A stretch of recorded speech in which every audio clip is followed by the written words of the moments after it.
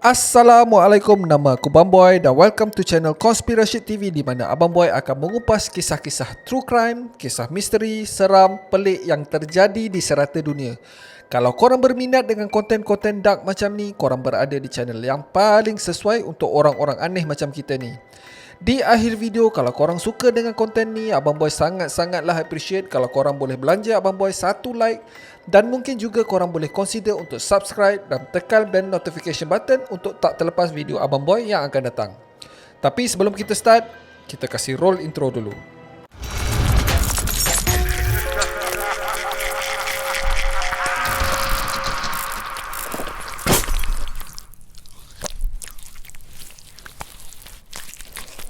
Pada 28 Ogos tahun 1984, seorang remaja perempuan yang berumur 18 tahun bernama Elizabeth dilaporkan hilang. Pada hari pertama kehilangan, family dan kawan-kawan mencari dia satu bandar tapi tak jumpa guys.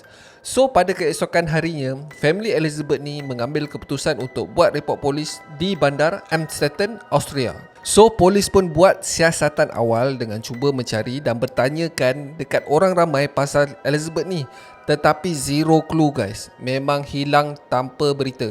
Lepas lebih kurang sebulan, parents si Elizabeth ni iaitu Joseph dan Rosemary datang balik ke balai polis dan bagi kepada pegawai yang bertugas sepucuk surat yang dikatakan daripada Elizabeth. Surat ni dikatakan dikirim dari bandar yang terletak lebih kurang 2 jam perjalanan daripada bandar Amstetten. Dan dekat dalam surat tu, Elizabeth bagi tahu parents dia yang dia nak belah daripada rumah tu sebab bosan hidup dia di Kongkong.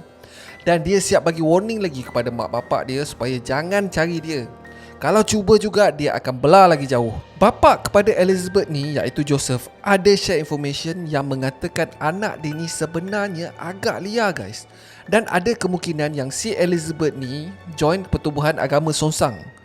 So di atas maklumat baru ni, polis pun buatlah interview dekat family members, kawan-kawan, jiran. Tak ada seorang pun yang percaya yang si Elizabeth ni lari daripada rumah secara tiba-tiba semata-mata nak join agama Songsang tu. Sebab si Elizabeth ni tak ada langsung menunjukkan tanda-tanda ataupun bercerita sikit pun pasal agama tu. So disebabkan ini, si polis ni dah start suspect something wrong somewhere. Dan semulalah dia orang korek secara terperinci pasal keluarga Elizabeth ni.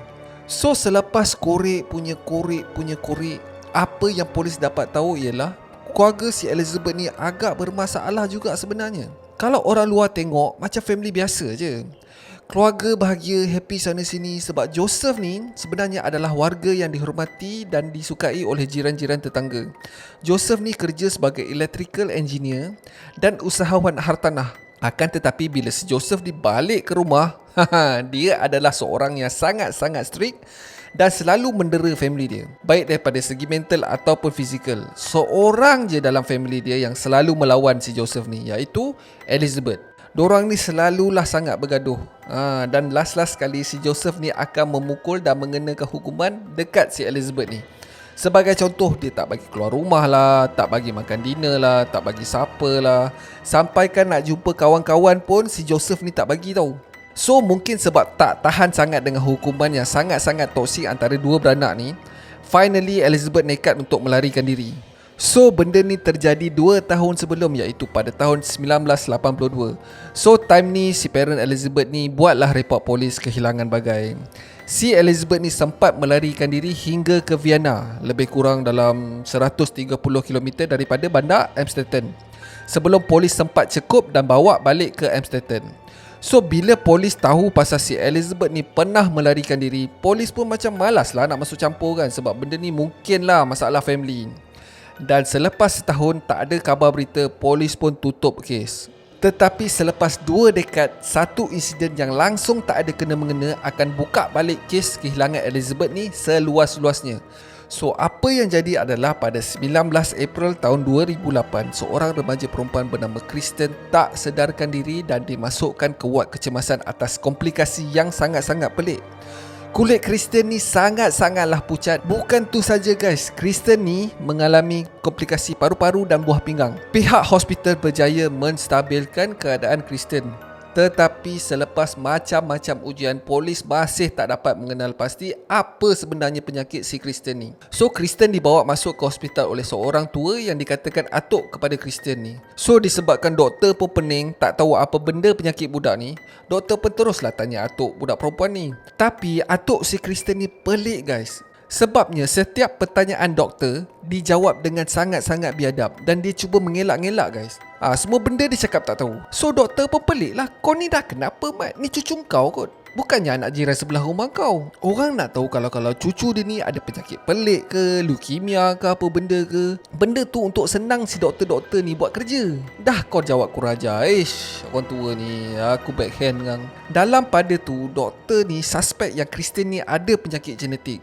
So, dorang masukkan nama Kristen ni dalam sistem database dorang. Yang peliknya nama Kristen tak ada guys. So, aku suspect sistem dorang ni lebih kurang macam negara kita lah kot. Macam setiap orang ada IC dan setiap nama ada dalam database IC tu. So, dalam kes Kristen ni, nama dia tak ada. So, lebih kurang macam Kristen ni tak pernah dilahirkan. So, dekat sini doktor dah suspect macam-macam dah. Dorang decide untuk bagi polis masuk campur. Bila polis sampai dekat hospital, dorang macam pelik sebab orang tua yang dikatakan atuk si Kristen ni tak lain tak bukan adalah Joseph, ayah kepada Elizabeth yang hilang 24 tahun dulu. So si Joseph ni teruslah kena interview dengan polis. Menurut si Joseph ni, pada awal hari tu bila dia buka pintu depan rumah, Kristen dah terbaring dekat depan pintu dan ada nota yang ditujukan kepada Joseph. Dekat dalam nota tu ditulis bahawa Kristen adalah anak kepada Elizabeth. Dan dekat dalam nota tu juga si Elizabeth ni mengatakan si Kristen ni mengidap penyakit dan Elizabeth tak mampu nak menjaganya, dan meminta tolong kepada Joseph untuk bawa anak dia ni ke hospital untuk mendapatkan rawatan. Walaupun polis ada banyak lagi soalan yang diorang nak tanya, tapi diorang ingat macam benda yang paling first diorang kena buat adalah menyelamatkan nyawa si Kristen ni tadi. So pihak polis buat rayuan di stesen TV, radio untuk Elizabeth ni datang ke hospital secepat mungkin dan bagi maklumat penuh pasal anak dia ni. Dan usaha polis membuahkan hasil bila si Elizabeth dan ayahnya muncul di hospital seminggu selepas tu. So bila ditanyakan macam mana Joseph jumpa si Elizabeth ni, Joseph macam mengelak dan banyak menyimpang daripada jawab soalan. Doktor perasan yang Elizabeth yang sepatutnya berumur dalam lingkungan awal 40-an nampak lebih tua guys. Macam tua gila, macam dah berumur 60 tahun kot. Dengan rambut dia beruban, kulit pucat dan menggerutu guys. Macam ahli sihir, kau tahu tak? So selepas check in sebagai pelawat, dua-dua beranak ni masuk ke dalam ward rawatan Kristen. So doktor pun mulakanlah pertanyaan kepada Elizabeth ni, apa penyakit si Kristen ni sebenarnya? Elizabeth time ni nampak macam dalam ketakutan yang amat sangat, sampaikan si Elizabeth ni tak boleh bercakap, siap menggigil lagi. So doktor duk tanya sampailah satu tahap si Elizabeth ni terus breakdown dan belah daripada ward tu. Dan si Joseph ni terus follow daripada belakang. Bila dua beranak ni berada di koridor hospital, polis dah memang standby dah untuk interview dua-dua beranak ni. Doktor dah kasih pecah lubang. As soon as doktor nampak si Joseph ni dekat hospital dengan Elizabeth, dorang dah call polis. So kedua-dua beranak ni terus diangkut ke balai. So sampai-sampai je dorang ni dekat balai polis, kedua-dua ni diletakkan dekat dalam bilik interview yang berasingan. First dorang interview si Elizabeth ni dulu. Awal-awal si Elizabeth ni diam je, sepatah haram pun tak cakap. Dan selepas 5 jam interview, barulah si Elizabeth ni buka mulut. Dia cakap dia akan bagi tahu polis apa yang berlaku pada 24 tahun yang lalu, tetapi dia minta polis tu berjanji yang dia tak akan jumpa dah bapak dia lepas ni. So memandangkan keadaan Elizabeth yang dalam ketakutan tu, polis macam tak banyak cakap, terus setuju. Apa yang diceritakan oleh Elizabeth ni sangat-sangatlah menjijikkan.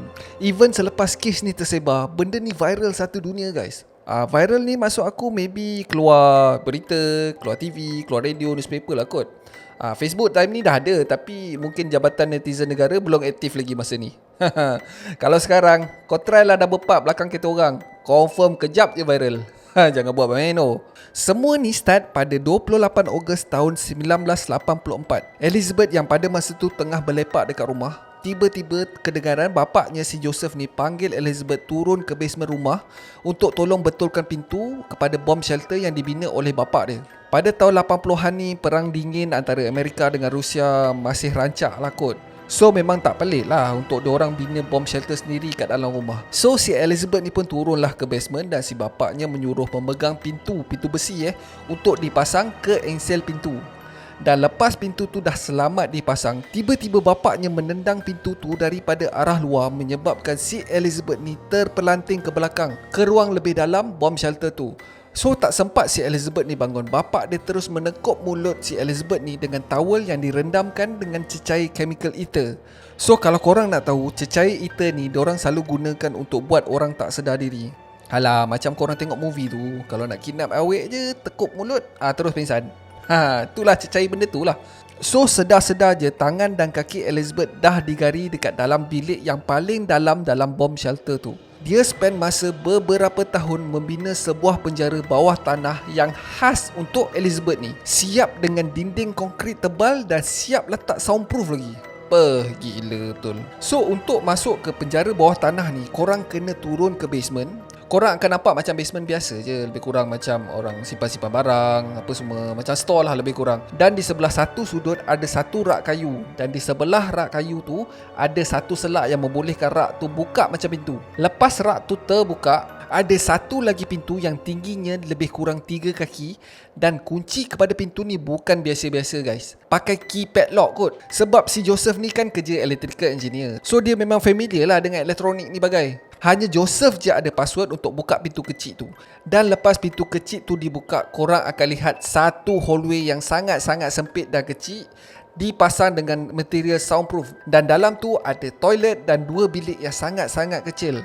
So kalau orang dewasa nak masuk memang kena membungkuk guys. Dalam bilik tu hanya muat-muat katil je. Disebabkan penjara kecil ni dibina dengan konkrit tebal, ditambah pula dengan material soundproof tu, so memang mustahil orang luar nak dengar apa yang jadi kat dalam bilik tu.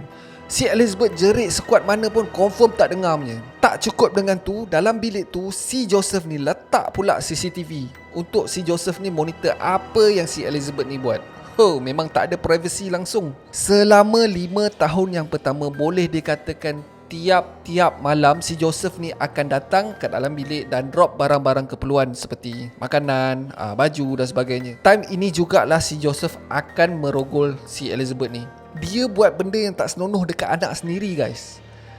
Aku nak kutuk anjing pun saya anak. Kau tahu tak, yang orang tua ni aku tak tahulah nak cakap apa. Aku rasa layak dipanggil setan yang bertopeng kat manusia.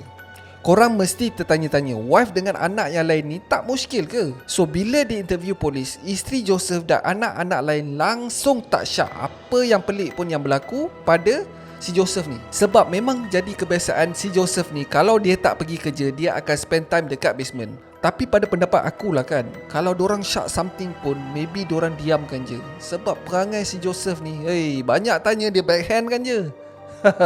So apa pendapat korang? Pada tahun 1988, Elizabeth didapati mengandung anak pertama hasil daripada hubungan dia dengan ayah dia. So bila time nak bersalin, si Elizabeth ni merayu dekat bapak dia untuk melahirkan anak ni dekat hospital. Tetapi disebabkan si Joseph ni tak nak kantoi atas perbuatan terkutuk dia, dia just bagi si Elizabeth ni satu buku tentang melahirkan anak dan sebilah gunting. Sebilah Kejap, ke sebuah? Bolehlah sebilah. Lepas tu dia cakap good luck dan terus belah macam tu je. Perangai. Pada 30 Ogos, Elizabeth berjaya melahirkan bayi perempuan yang diberi nama Kristen. Bayi tu dilahirkan secara berseorangan dalam bilik tu guys. Ya Allah, kesiannya. Dalam masa beberapa tahun selepas tu, Elizabeth melahirkan 5 lagi orang baby dengan cara yang sama. Korang cuba bayangkan nak lahirkan baby dekat hospital dengan ubat bius lah, dengan bantuan doktor lah, nurse bagai pun masih sakit. Korang imagine si Elizabeth ni sorang-sorang guys, tak ada apa-apa. Cannot brain aku. Gila bapak dia ni.